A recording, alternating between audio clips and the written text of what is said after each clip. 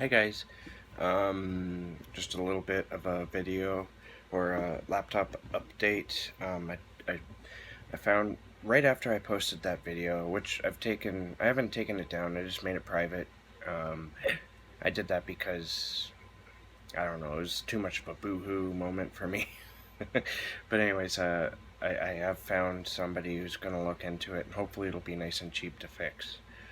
Uh, I'm hoping that's the best route to go.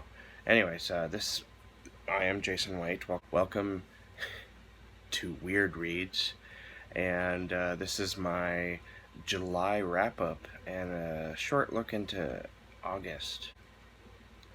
So the first book I read, these aren't in any necessary order, but I read a few books, and I was really happy to read Lindsay Buroker. She has a podcast called Science Fiction and Fantasy Marketing that she does with two other guys. Their name escapes me right now, but I decided to check out her book, and I was surprised. Star Nomad.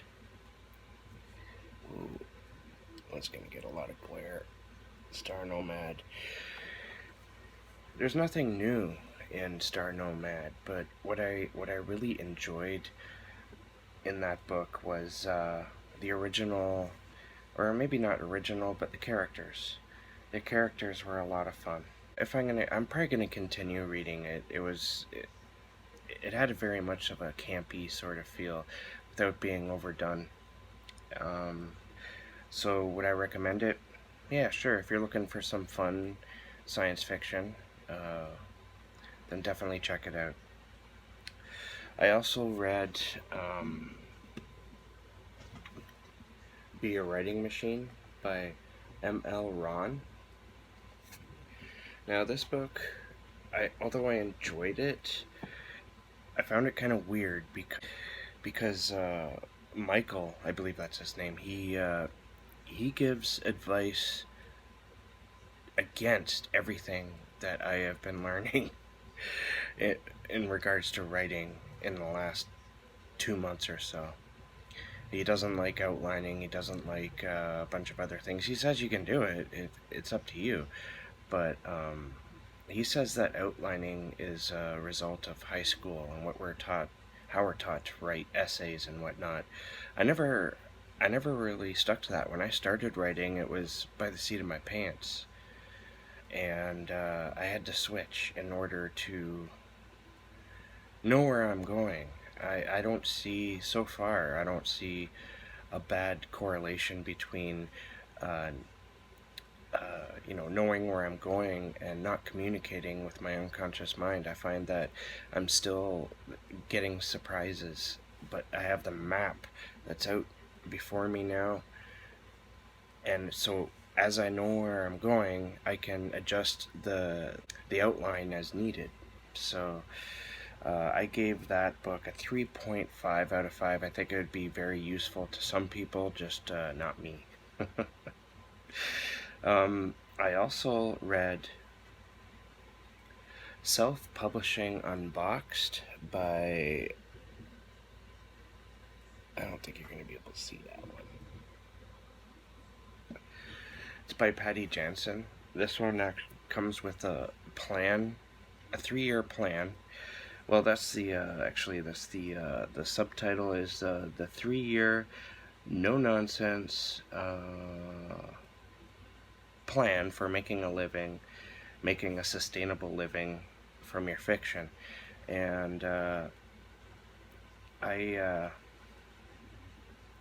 I really enjoyed the plan, the idea of writing a series, a trilogy, and then another trilogy, and releasing them at certain times for 3 years, till you have about 20 books, I believe it is. And once you have that many books, you should be pulling in enough money a year, if of course, if you're writing good stuff and you're marketing it well and it's taking off, to make a living, so you don't have to work anymore, at that factory job.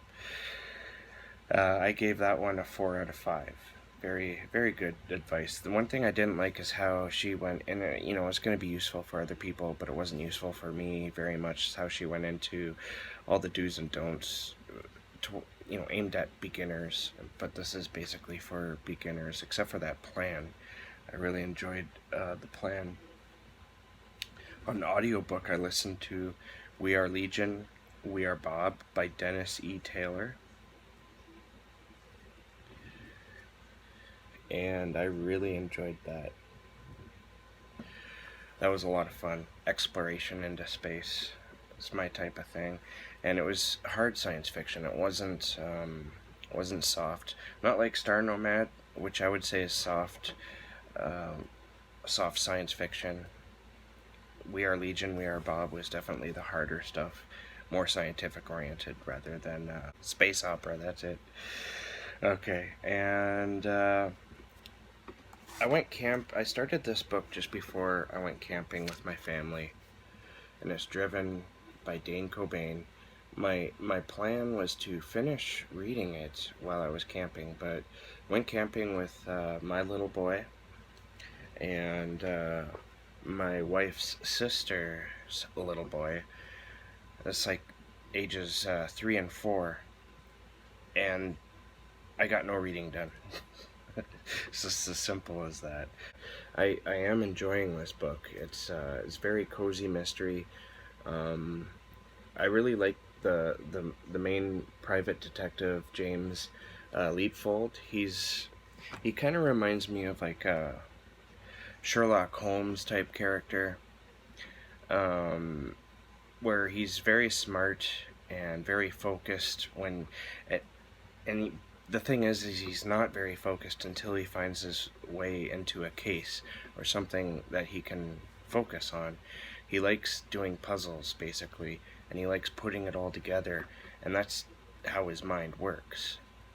And he's very methodical in that way. And he gets an assistant, Miley, who kind of reminds me of the woman from The Girl with the Dragon Tattoo. She's like all gothy and you know, very small and skinny, black hair, but their characters are very different from Sherlock Holmes and the Girl with the Dragon Tattoo. It's very much Dane's story. But it's a lot of fun. I just love watching how, you know, every time I think that I've figured out Dane and what he's doing in this book, he just changes the game on me, and I'm like, oh, okay, so we're going this way now, and that's great. Good job, Dane. I'll let you guys know. I might do a full review once I'm done. Alright, so that was July, and now I'm going to discuss what I'm reading now, which is, because it's August now, I've already started some books. The next book I started on my Audible account for my audiobook is Matterhorn by Karla Marlantes. This is a Vietnam War story. Karla Marlantes himself was a Vietnam war veteran, and he took 30 years to write this book. I imagine a lot of that was tinkering around, trying to get it right. A lot of it was also probably with publishers, them rejecting it and maybe making suggestions on how to make it more saleable. The first hour to an hour and a half involves a man with a leech stuck in the hole of his penis. Vietnam was a terrible war. I'm also reading on YouTube here, The Pill Mills by Scott Wilson. This is found on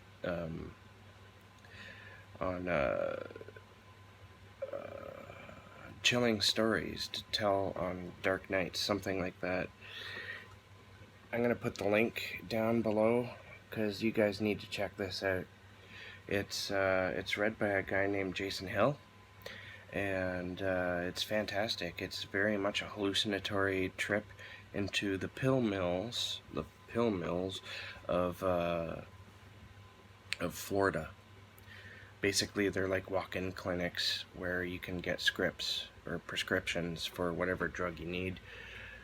And I guess it's an epidemic. I don't know. I've been to Florida once, but I've never experienced a pill mill. But it's very, very weird. It's got a very you can't rely on the narrator to be telling you the truth, because he's fucked up all the time, and so is pretty much everyone else. So you don't know if what's going on is actually happening. Even he himself, the main character, questions what he sees, but he sees a lot of weird stuff, and it's very spooky. I love it. It's fantastic. I can't recommend it enough. Both Scott Wilson, the writer, and Jason Hill, the narrator, do a fantastic job.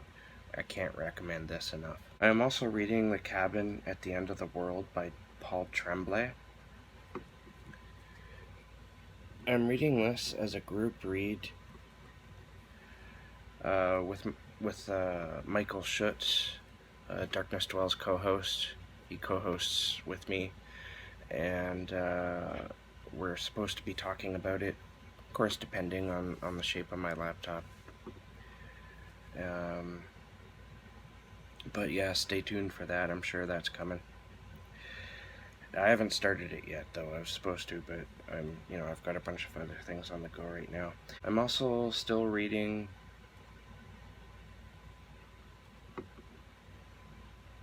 Lost Highways. That's edited by D. Alexander Ward. And I've read a couple of stories, and the first one by Ed Kurtz. The other guy, I can't remember his name. Anyways, it's a fantastic story. The second story is by Matt Hayward. It's also a really great story. So far as 100%, no duds. There's only 2 in, but I picked it up again today, and I've been reading it, so I hope to continue. And once I'm done that, I want to continue the Crystal Lake publishing journey and read Welcome to the Show, which is edited by Doug Murano and Matt Hayward. So that is my July wrap-up, and August, or look ahead into August. Thanks for listening, everyone, and stay tuned for the next video, and keep being creative.